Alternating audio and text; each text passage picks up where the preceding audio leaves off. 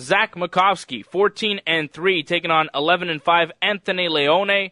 This one, a bantamweight contest. Makovsky coming off a submission loss to Eduardo Dantas, a 14-3, and current Bellator champion. That was on April the 13th at Bellator 65. Makovsky losing his Bellator bantamweight title on that night. This will be his bounce-back fight from that big loss, losing the title. It's got to suck for Makovsky. It was his first loss in Bellator. He's got a 6-1 Bellator record with wins over Ed West, Brian Goldsby, and Ryan Roberts. Makovsky, 7 of 14 wins via decision, 6 submissions, and 1 knockout. He has lost 3 times in his career, all via submission. He made his pro debut back in 2006. He's 30 years old, fighting out of Philadelphia, Pennsylvania. He was on an 8-fight win streak prior to that last fight where he lost to Dantas. His opponent, Anthony Leone, coming off a split decision win over 7-3 Claudio Ledesma on May 11th at Bellator 68. He's got 6 of 11 wins via decision with 5 submissions. He has lost 5 times, though, in his career, twice via decision, twice via submission, and once via knockout. He's got a 1-2 Bellator record, but is currently riding a 2-fight win streak. Leone, 25 years old, from Center Moriches, New York. He's been fighting as a pro for 4 years, made his debut in 2008. So Leone has youth on his side, but I think that Makovsky has experience, and he has level of competition on his side as well. He's got a winning record in Bellator as opposed to Leone's losing record. Yes, Leone's coming off a win, but Makovsky coming off a loss to a very tough guy in a title fight. I think this will be a bounce-back fight for the former champion. I like Zach Makovsky. He's got 7 of 14 wins via decision, and Leone has lost twice for 5 losses via decision. I believe this will go the distance, all 3 rounds. I like Makovsky winning a decision on Friday night. No argument here. Hands down, Fun Size is going to win this. I think he's had tougher opponents. Losing to Eduardo Dantas is nothing to be ashamed of. Anthony Leone won a split decision in his last bout, not even a unanimous decision. He may be riding a 2-fight win streak, but Makovsky needs this fight to kind of get back in the groove and get himself into another Bellator tournament. So we both like the former champ. Fun Sides, Zach Makovsky. I love that nickname. We go to the co-main event. In the women's division, a flyweight bout. Jessica Ai, 8-1, taking on 12-1 Zoila Gurgel.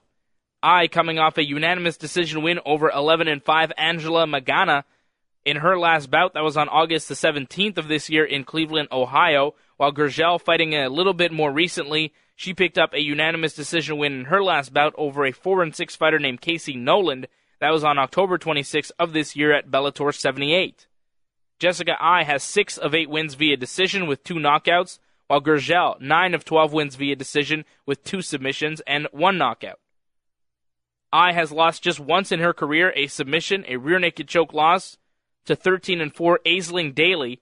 That was in Cleveland, Ohio, in June of 2011, while Gurgel has suffered only 1 loss in her career as well, a submission loss to 13-3 Misha Tate for Strikeforce back in 2010.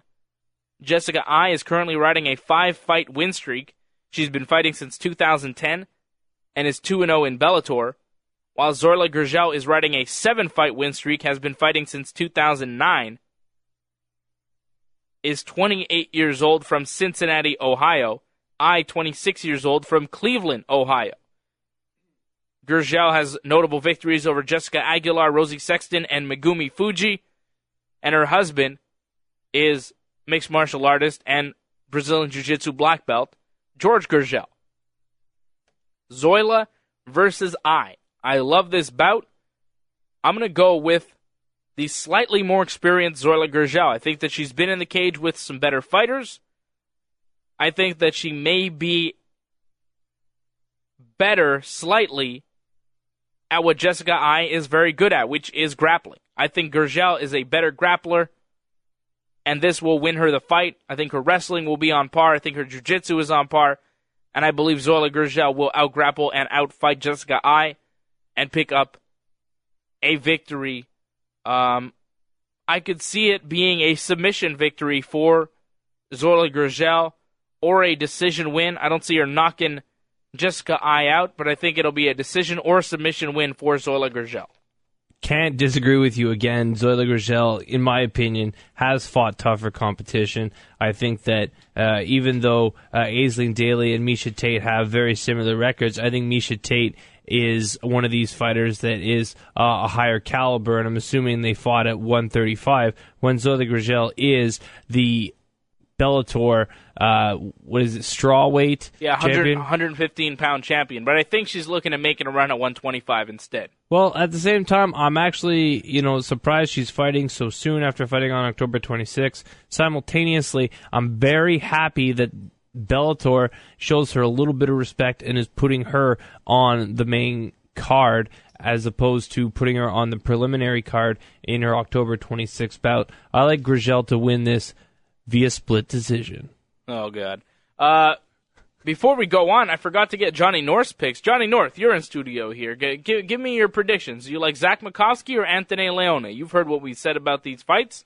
I need to get your picks. You were 4-0 last week as well. Yeah, I'll pretty much, again, go with everything you said, David. You were perfect before. I'm not going to go against you again. It was a winning strategy, and I think it'll get me great success again. All right, so you like Zach Makovsky and you like Zoila Gurgel. I'm going to put you on the spot, though, for this last fight. Who do you like, Rad Martinez or Shahbulat Shamhalaev? Before I tell you anything about them, who do you like? Shahbulat. Shahbulat. Johnny North likes Shahbulat. Shahbulat Shamhalaev, 11 wins, 1 loss, 1 draw. This one is the featherweight final. Rad Martinez, 14-2.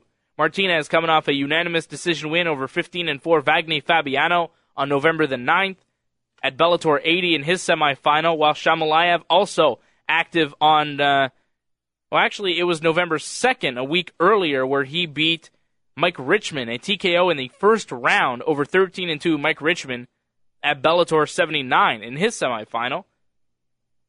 Martinez, 8 of 14 wins via decision with 6 knockouts. Shamhalaev, 4 wins via knockout, 3 wins via decision, and 4 of his wins are unknown because they were in Russia and nobody kept the score. Nobody has it on record. Unknown victories. Winner.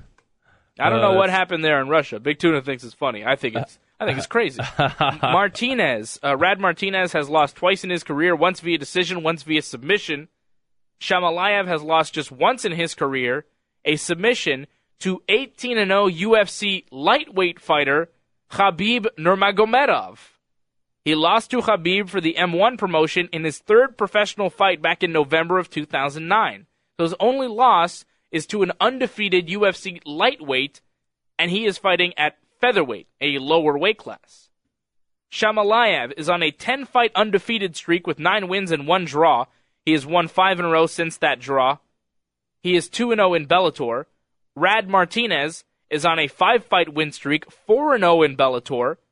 He's been fighting since 2008 as a professional, Shamhalaev since 2009. Martinez, though younger, 25 years old. Shamhalaev is 29, from Russia. Rad Martinez is from West Jordan, Utah, and trains at the Pit Elevated, an up-and-coming camp in Utah. Martinez with impressive wins in Bellator over Nasserino Maligari and Douglas Frey. Shamhalaev a slight favorite in this fight. And I'm going to go with the Russian. I have loved this guy. This guy is tremendous. He has looked very, very good from the start in Bellator. His first 2 fights in this promotion have been so impressive. His win over Mike Richman, so impressive. I'm going with the Russian, Shahbulat Shamhalaev. Got to go with my man, Johnny North. I'm actually really torn in this. I've been really impressed with Rad Martinez as well, and I know he went the distance with Wagner Fabiano in his last fight. I think that I'm going to give it to Shamhalaev for the simple, not only has he looked very impressive in this tournament, that is definitely a selling factor for me, but I also like the fact that he's got 1 extra week of rest, whereas Martinez went 15 minutes on November 9th, whereas Shamhalaev didn't go past the 5-minute mark 7 days earlier. Yep. So I think he's a lot healthier than Martinez is and could possibly be.